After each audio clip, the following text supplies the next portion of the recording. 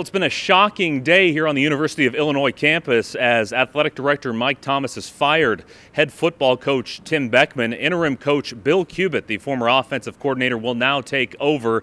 And the big story, besides the firing of Beckman and the investigation, is that the season is just 7 days away. WAND sports director Matt Loveless made that trying trip to Chicago to find Cubs fans from Central Illinois. Well, it wasn't too trying. This isn't a bad place to be right now. Game 3 of the National League Championship Series set to start in about 3 hours, and you drive all this way and you run into a couple from Wapella, Joe and Jeff Finger. Fans really optimistic, as they should be, the first championship series game at Wrigley Field in a dozen years.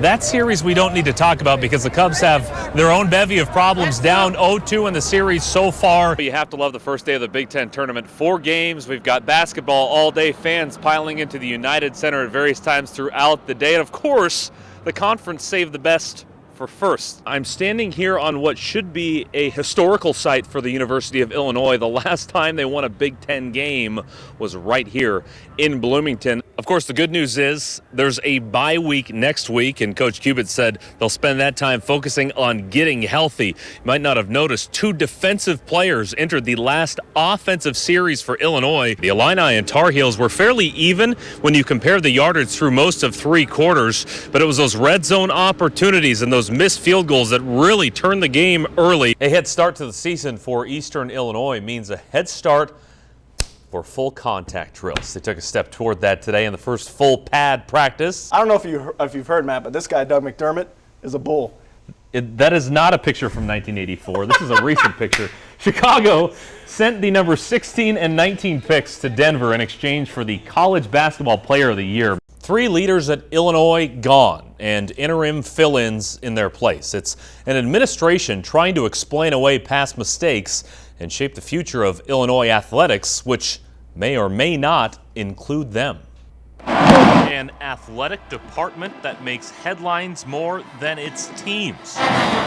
Few would disagree. The Department of Intercollegiate Athletics at Illinois has been a mess. It's been a challenge, no question. It's been a rough 6, 7, 8 months right now. An email scandal took down Illinois Chancellor Phyllis Wise. She resigned her position citing external issues. A football scandal took down coach Tim Beckman, fired after reports of medical mistreatment and player abuse within the program.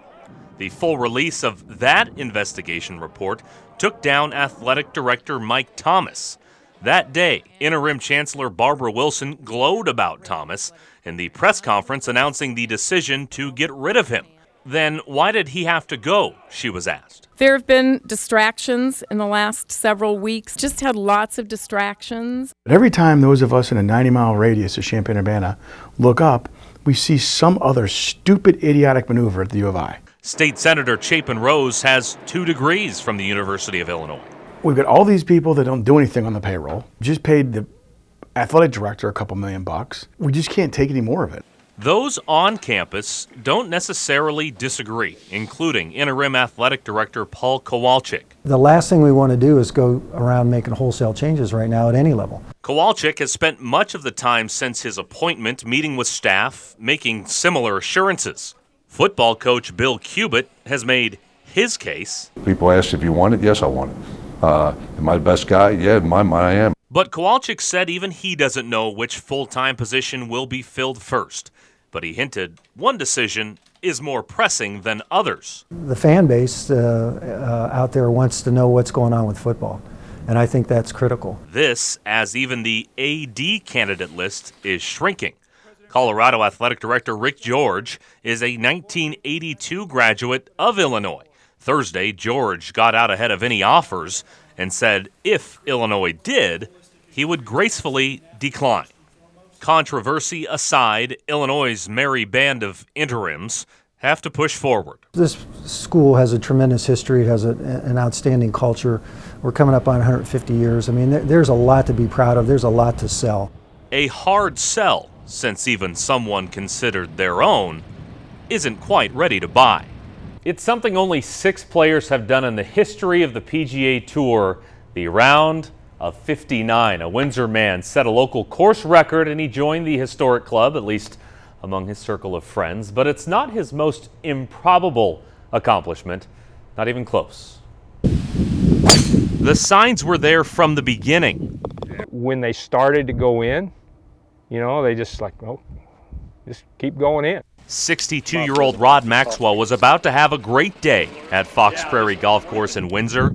In his league outing, he birdied 6 of his first 7 holes. There was probably a 25-footer on number 9, and we just went right dead in the center. Oh!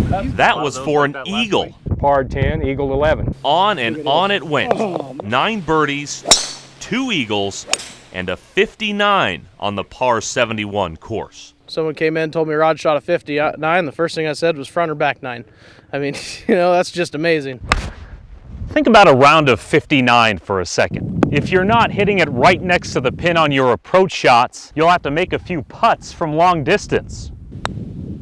Maxwell did one or the other over and over and over again. But what makes Maxwell's round of 59 so remarkable was that he didn't have a clean scorecard. He bogeyed the 16th hole. But while days like this don't happen very often, doctors predicted Maxwell's days doing anything were numbered. He was diagnosed with a rare cancer known as Sézary syndrome, a lymphoma that affects the skin. There's like 1 people in 10 million to get it. At its worst, it dried out and cracked his skin, caused him to lose his fingernails, his hair. The skin would be so cracked and so sore that you just couldn't take a hold of a golf club. Worse yet, it came with a timeline. We asked the doctor, said, well, what's the prognosis on this? And they said, well, you got 2 to 4 years. That's pretty sobering. But for 8 months now, Maxwell's been on a treatment that seems to be working. The skin has improved. Going outside isn't an issue. In the golf game, that speaks for itself. That grim prognosis came 6 years ago now. So a bogey on 16, that's not so hard to overcome. You think, maybe I'm just really glad I had the chance to make that bogey. Now, doubles and triples, I got a hedge on that. Hasn't taken his sense of humor. It's also worth noting Maxwell shot under his age. He'll be 63 next month.